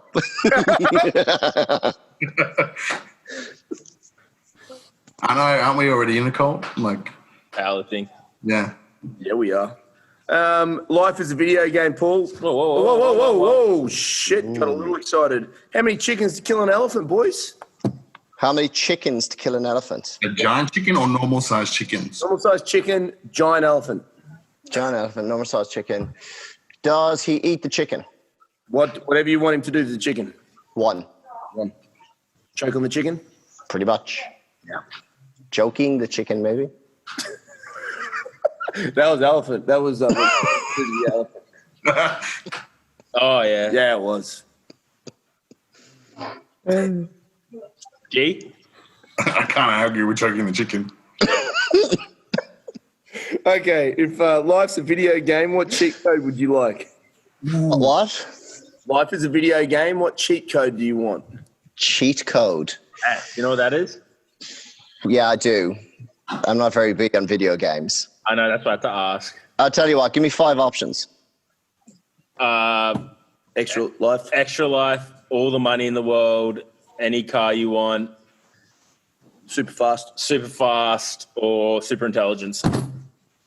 He's already got super. I'll just go with the one I've already got. Super intelligence. Super handsomeness. You already got that too, bro. Yeah, what the fuck? Paul, you've just been arrested. What have your family Again. been arrested for? I've just been arrested. What have I been arrested for? Yeah. Leading my cult into an uprising against the government. Yeah, but I was And G? Helping to lead a cult to a. I feel like we'll win the war. Yeah.